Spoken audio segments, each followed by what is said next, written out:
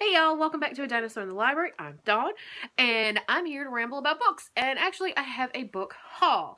So, the other day, I had to go and pick up a few things for a friend of mine who is pregnant, and I wanted to find her some board books. And I went to Barnes & Noble, but I didn't really get anything for myself there. But I also had to go by the library. And our main branch of our library here has a little used bookstore just as you walk in that benefits the friends of the library. So I went in there, and you don't always find something in there. It just depends on what they've, what kind of donations they've gotten recently. And I haven't been in there in ages. So I went in and I came away with quite the stack for that store. And of course, going a little crazy in the library bookstore was about $11. All of this at a regular bookstore would have been quite a bit more, so I was quite pleased. I think I paid like $1 for each one. I think there was one that cost $3 because it was almost brand new, and one that cost 50 cents. So, not bad at all for the books that I got. So, the first book I got was the 50-cent book, and it's Terror Road by Maeve Binchy. I used to read, I remember in 9th grade, my creative writing teacher had us read a short story by her. And in high school, I really, really liked her.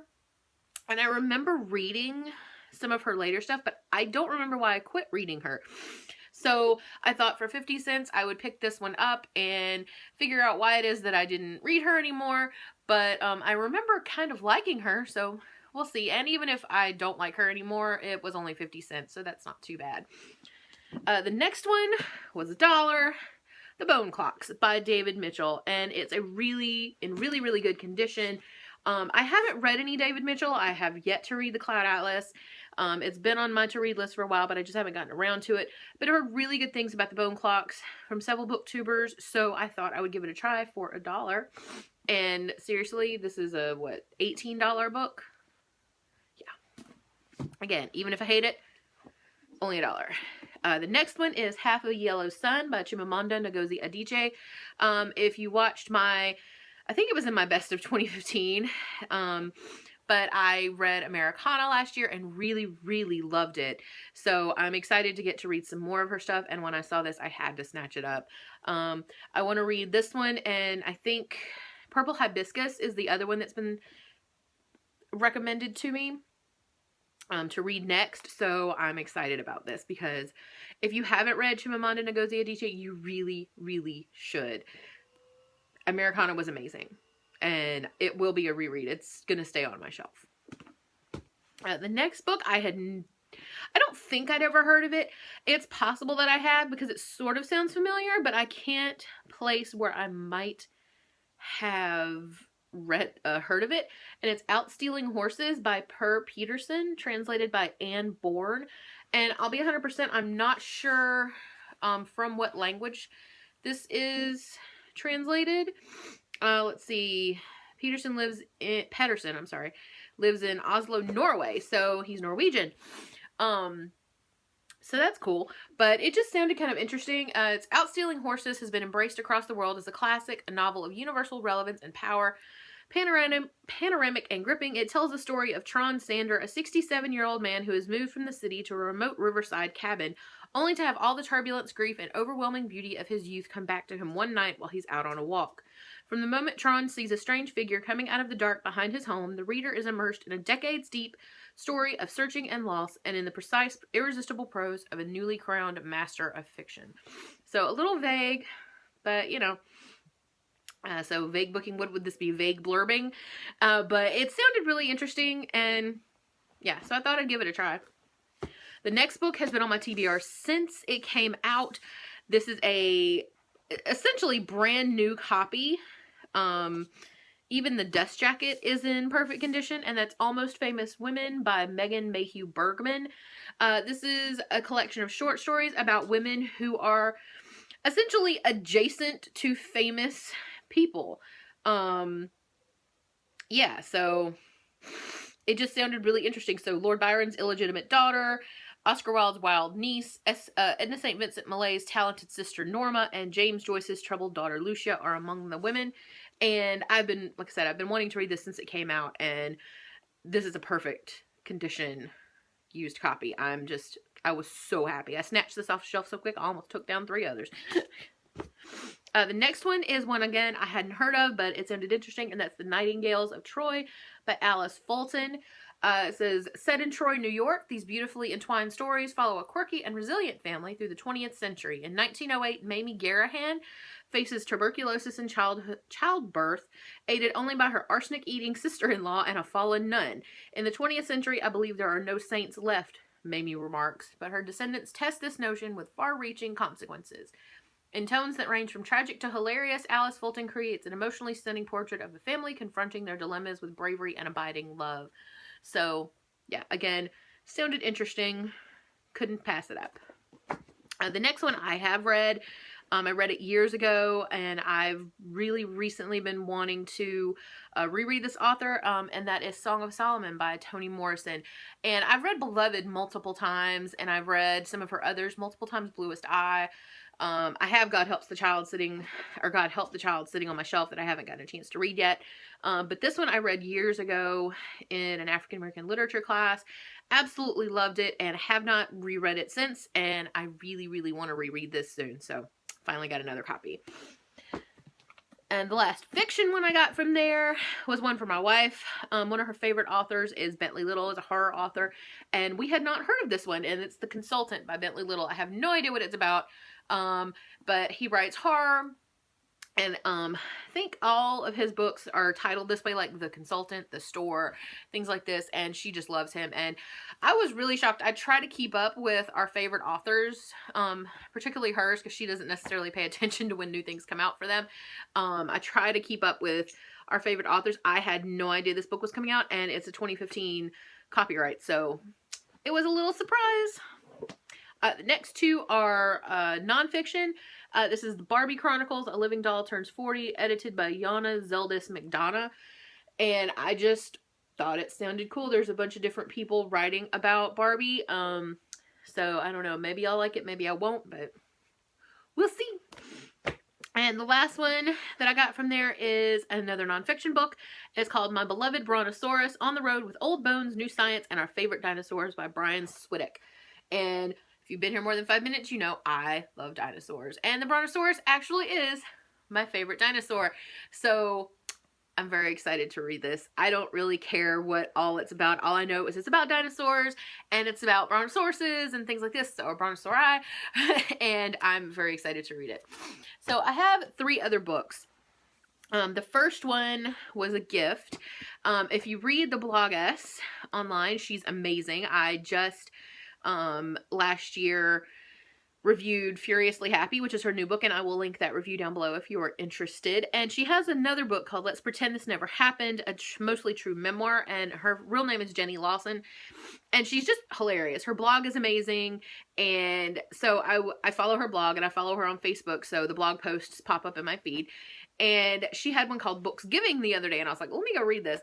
And she decided that she had gotten so many comments from people that Furiously Happy helped them so much, because it's about some of it's about depression and anxiety and how she deals with that in a very productive way, that she decided to do Books Giving. So she said, go to Amazon, make a wish list with, Furiously Happy, my first book, or other books that you really need right now, something that you would need in your life right now, and post that as a public wish list here. I'll pick a whole bunch of people and send the books. And, if you want to send books to people, please do. So people just started posting, right? And the last time I looked, it was up to like 16 or 1,800 comments. And it was an amazing thing. I mean, Amazon checkout shut down. You couldn't get it to work the night that it happened. And I posted mine not thinking about it. I think it had like 2 books on it. It had Let's Pretend This Never Happened and The Art of Asking, which I haven't gotten to read yet. And I sent somebody a copy of Hyperbole and a Half because they said they were depressed and they were a fellow grad student. And I was like, yes, this will make you laugh. You need this in your life. It's about all these amazing things. And I didn't expect anybody to click on mine. It was just one of those things you do. And I got a surprise in the mail. Somebody sent me a copy of Let's Pretend This Never Happened, A Mostly True Memoir by Jenny Lawson. And I have read this, but I do not have a copy of this anymore. I gave it to a friend of mine, so I now have myself a brand new copy of it, and her name was Shannon Moncure. It came with a little note that said, I hope you enjoy this, or enjoy your gift.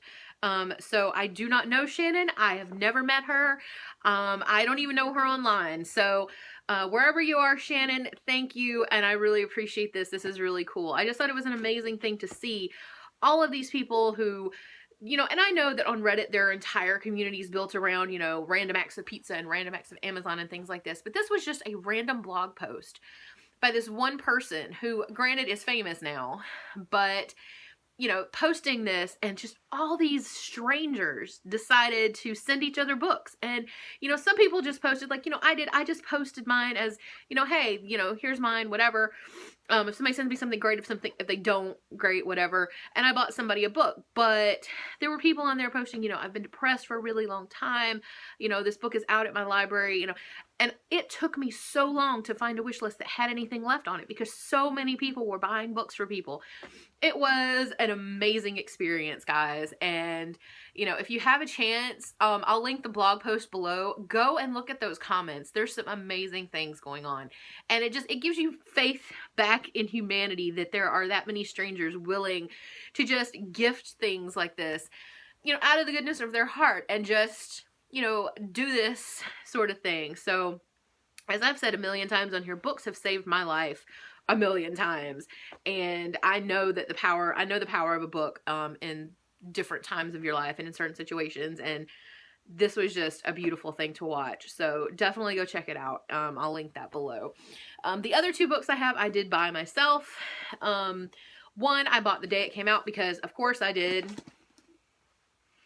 Stars Above, a Lunar Chronicles collection by Marissa Meyer. It's a set of short stories set in the Lunar Chronicles universe. I think, you'll have to excuse me, I've been sick, so I'm just getting over it. I think, yeah, 5 of the 9 in here have never been published. I think I've read a couple of them. They were available online, but, whatever, I don't care. I would have bought this anyway, even if they were all book stories I had read, because it would be in physical form and things like that. So yes, very excited about this. And I also heard that she is in the middle of writing 2 graphic novels based in this universe. The first one I think is supposed to be called Wire and Nerves, and it's going to be focused around Aiko. I can't wait. I freaking love graphic novels. I freaking love the Lunar Chronicles. So yeah, as soon as those come out, they're mine. But I don't think they're coming out for a while. It may be the end of this year or the beginning of next. I don't know. I didn't see in my glancing over, you know, the story I read about it, I don't think I saw a release date. So if I hear a release date, I will note it below, but I don't think I heard one. And the last thing I got is the Hungry Ghost Festival, which is a poetry collection by the amazing Jen Campbell, who is a booktuber. I will leave her channel down below. And I have been wanting to buy this for ages. I got her limited edition pamphlet for the 48-hour 100 poem project, and read through those and absolutely loved them. And I've been wanting to read this for ages, and I finally got a chance to order it a few weeks ago. And I ordered it from her website, so you can have, she will sign it for you and personalize it. So even if I never get to meet Jen in person, because she lives in London, I have signed copies of her poetry, and that is amazing to me. But she's a really cool person. You should check her channel out if you haven't. She does a lot of she reads a lot of different things. She reads a lot of poetry, literary fiction. She's kind of obsessed with fairy tales, which is kind of cool. I mean, she reads a lot of fairy tale retellings and talks a lot about nonfiction about fairy tale retellings and things like this. So, and she started a podcast, which I haven't had a chance to listen to yet, but I'm going to. So yeah, lots of cool things. But that is all I've got today. Just a stack of loveliness, most of which was super duper cheap from my library bookstore. And this month is sort of one of those unofficial celebration months. It's Love Your Library Month. So if you haven't been to your library lately and shown it some love, go do so. It will very much appreciate it. And you should check if your local library has a used bookstore attached to it, you should definitely check it out because you'll find some gems, guaranteed, at least every once in a while. So I hope that everybody is doing well, and I hope that you guys haven't been sick. I have been, just awful. But I'm finally getting well, and I felt well enough to film and talk to you guys, and I'm really excited about that because I miss filming. So that is all I had today. I'm off to get my hair chopped off, so the next time you see me, I will have super short hair. We'll see how that looks. It just needs doing. And I guess that's all I had to say. So see you guys in the next video. Bye.